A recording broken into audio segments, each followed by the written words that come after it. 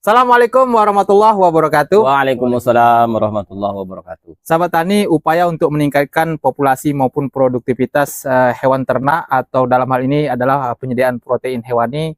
Tentu saja ada beberapa hal yang sangat kita perlukan. Salah satunya adalah pengembangan inseminasi buatan maupun kawin alami sehingga populasi bisa berkembang dengan baik. Tentu saja dalam hal ini tentu ada kendala-kendala ataupun masalah-masalah yang dihadapi dan juga ada keberhasilan-keberhasilan yang kita nikmati. Tentu saja pada hari ini kita akan membahas khusus tentang kegagalan dan keberhasilan inseminasi buatan atau IB atau yang disebut dengan kawin suntik.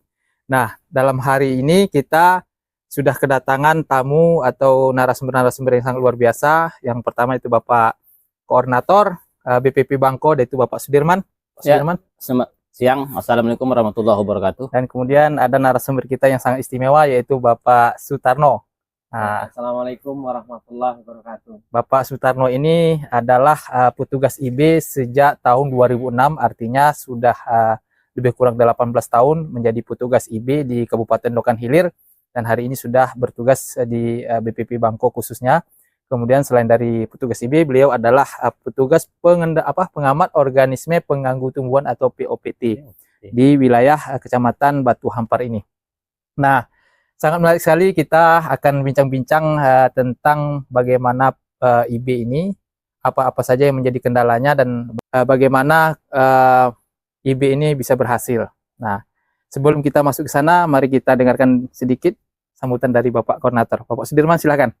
Terima kasih Pak Hos. Assalamualaikum warahmatullahi wabarakatuh. Para sobat tani semua, pada hari ini kami dari BPP Bangko mengadakan podcast, yaitu hari ini khususnya mengenai kita membicarakan tentang inseminasi buatan atau IB. Jadi alhamdulillah pada hari ini telah datang tamu kita sebagai narasumber, yaitu kepada Pak Sutarno. Terima kasih Pak Sutarno. Yang sebelumnya terima kasih juga kepada host podcast BPP Bangko. Memang acara kita pada hari ini memang dipandang perlu ya bagi kita, bagi petani, khususnya peternak sapi. Jadi bagaimana tidak, karena hari ini kita membicarakan tentang inseminasi buatan. Karena ini merupakan usaha ternak kita. Jadi setiap kita berusaha ternak atau berkegiatan sesuatu apapun, tentu kita mengharapkan keberhasilan. Jadi di sini inseminasi tentu ada kriteria atau tip-tip supaya berhasil dalam inseminasi tersebut. Jadi untuk mengupas hal ini, petugas IB atau inseminasi buatan ini Pak Sutarno nanti akan mengupas tip-tip untuk keberhasilan IB. Jadi tentu sebagai peternak kita mengharapkan keberhasilan ya. Jadi kepada sobat tani semua, khususnya peternak sapi, kami sangat mengharapkan sekali kepada bapak-bapak untuk menyimak podcast pada hari ini secara seksama. Karena di sini mungkin kita akan banyak membahas ilmu-ilmu atau tip-tip untuk keberhasilan inseminasi buatan tersebut. Jadi kami harap Pak Sutarno jangan ilmu ini jangan dibagi setengah-setengah, bagi semuanya supaya petani-petani kita juga bisa mendapatkan keberhasilan dalam pengembangbiakan sapi secara inseminasi buatan ini. Billahi taufiq wal hidayah. Wassalamualaikum warahmatullahi wabarakatuh. Waalaikumsalam warahmatullahi wabarakatuh. Ya. Oke, ini podcastnya sangat luar biasa. Biasanya kita adakan di ruangan atau di kantor BPP. Hari ini kita di lapangan langsung ya.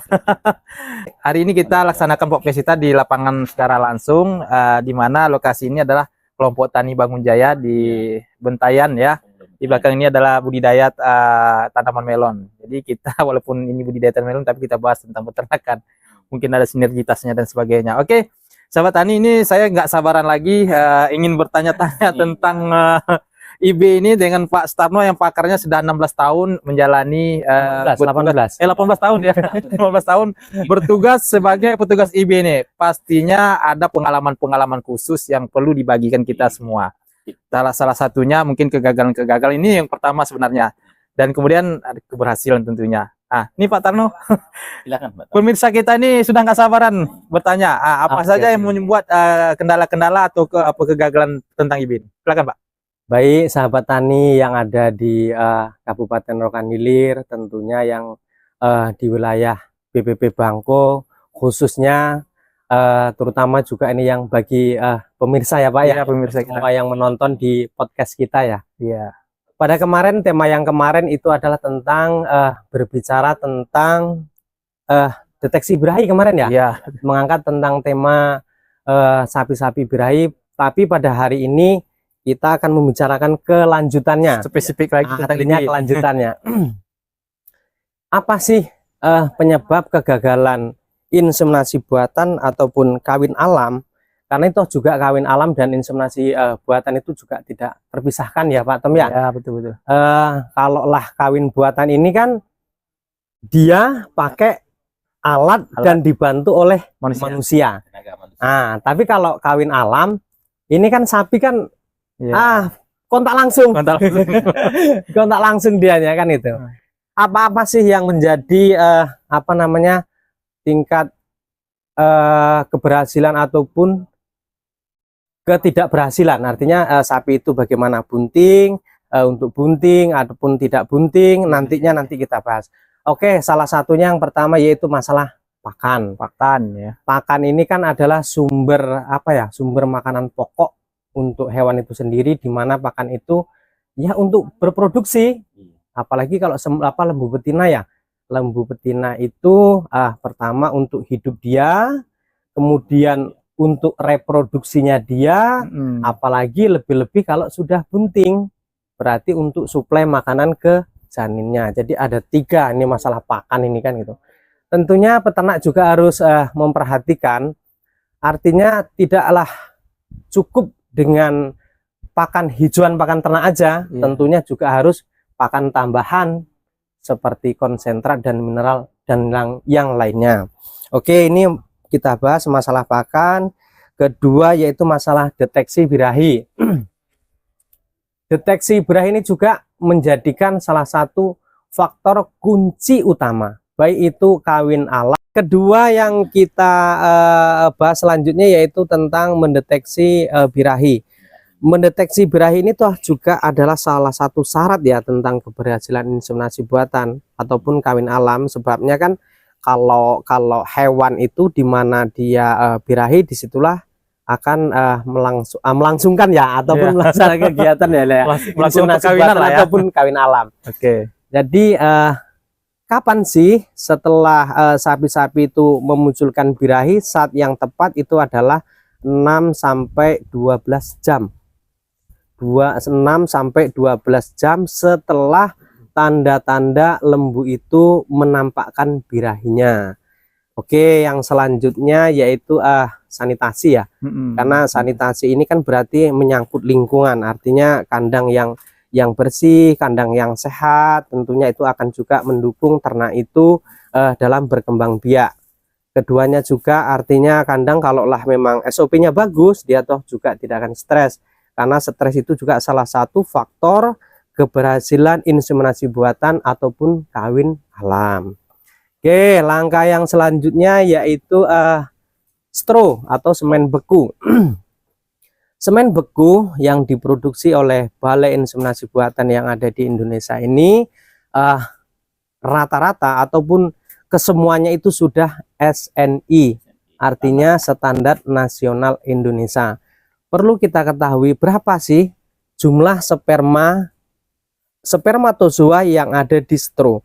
Yang ada di straw itu jumlah spermatozoanya kurang lebih sekitar 25 juta spermatozoa. Adapun sampai ke lapangan kalaulah tingkat motilitasnya itu 40%, artinya di angka 11 juta itu pun sudah sangat cukup kan kayak gitu, udah sangat cukup kan gitu. Terus kemudian langkah selanjutnya yaitu bagaimana kita straw itu terjaga oleh kita, terjaga oleh di alatnya, terus kemudian sampailah itu di mana ada proses towing, terus kemudian sampai ke proses pelayanan inseminasi buatannya sampai ke alat reproduksi hewan betina. Artinya itu Pak, mulai dari itu dicairkan kembali, terus kemudian dimasukkan ke alat reproduksi hewan betina, itu semuanya harus tepat kan itu. Terus kemudian langkah yang selanjutnya yaitu tingkat keterampilan ya. Artinya keterampilan itu petugasnya. Petugasnya. Oh, Ya. nah. Berarti sudah udah Ya, pakarnya lah ya. Ya, kalau petugasnya itu otomatis sudah terampil ataupun memiliki jam terbang Tinggi ya. udah tinggi kan gitu ya, udah jam terbang tinggi, tentunya juga akan membuat suatu keberhasilan sangat tinggi tentunya kan kayak gitu. Itulah ada beberapa faktor penyebab keberhasilan inseminasi buatan ataupun gagalnya inseminasi buatan. Tentunya itu juga toh harus sama-sama kita jaga ya, mulai dari peternaknya kemudian petugasnya. Saya rasa itulah Pak Tom ya. Berarti Ataupun ada pertanyaan lain? berarti antara keberhasilan kegagalan itu sebenarnya sinergi dia ya. Ya, artinya Kalau sinergi. tidak mencukupi syarat-syarat yang dibutuhkan oleh inseminasi buatan ini berarti gagal. Ya, Tapi kalau dia mencukupi, artinya pakannya sehat, konsentratnya cukup, kemudian sanitasinya lingkungannya oke, ditambah lagi tenaga teknis tenaga medisnya itu Tenaga berpengalaman, inseminatornya. inseminasinya itu berpengalaman, Iya, ya iya. kan?